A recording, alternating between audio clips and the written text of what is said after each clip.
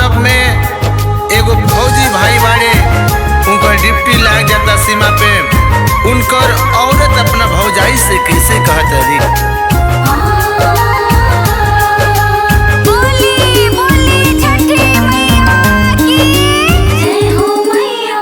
कैसे करब छठी के पूजनवा हो रे भौजी, कैसे करब छठी के पूजनवा हो, सीमा पर सजनवा बड़े रे भौजी। कैसे करब छठी के पूजनवा हो, सीमा पे सजनवा बड़े रे भौजी।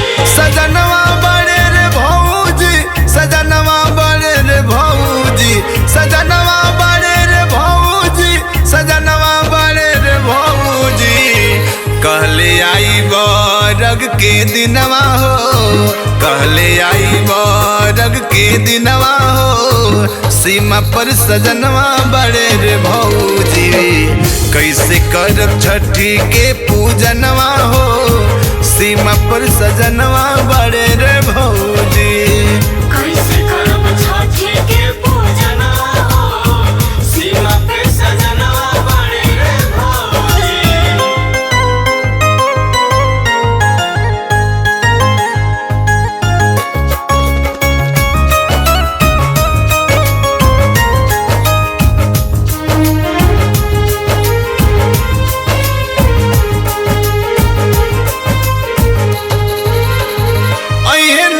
कैसे करब छठिया के परब, सीमावा पर डटल बाड़े अब का हम करब।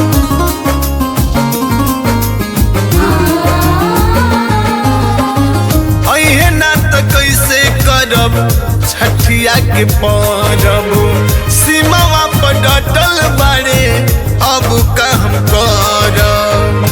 पीछा पड़ल बाटे दुश्मनवा हो रे भौजी,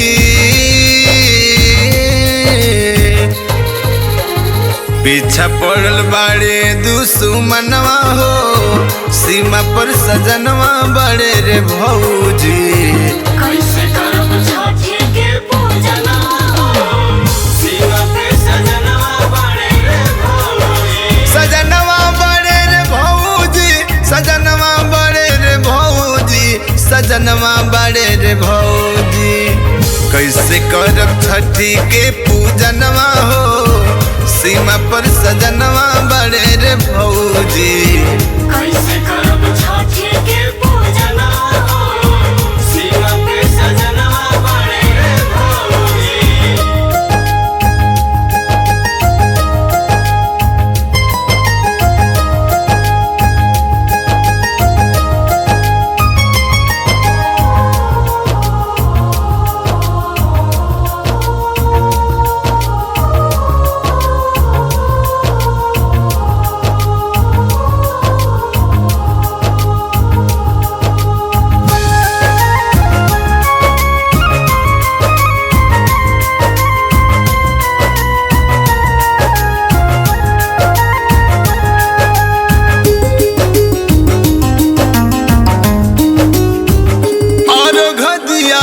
कैसे सूरज भगवान के कैले बायनेत हई पापी पाकिस्तान के।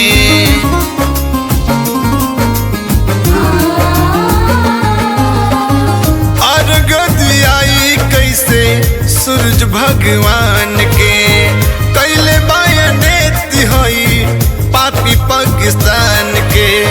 कितना करी माई के न मनवा हो रे भौजी,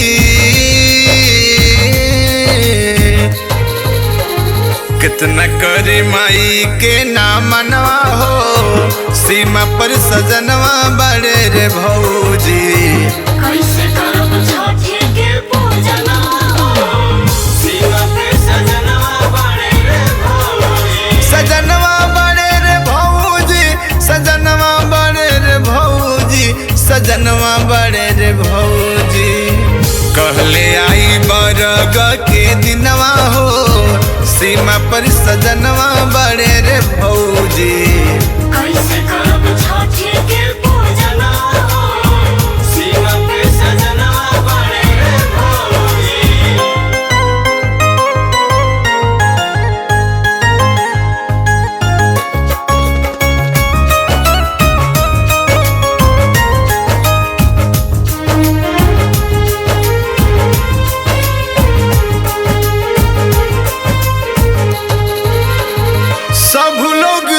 सहनी परिवार हम जुटल बा काहे अशोक दिन बंधु कर फूटल बा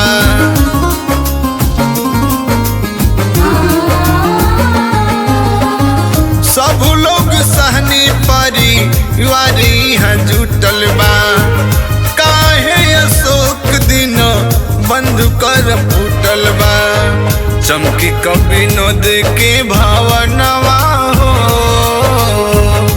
रे भौजी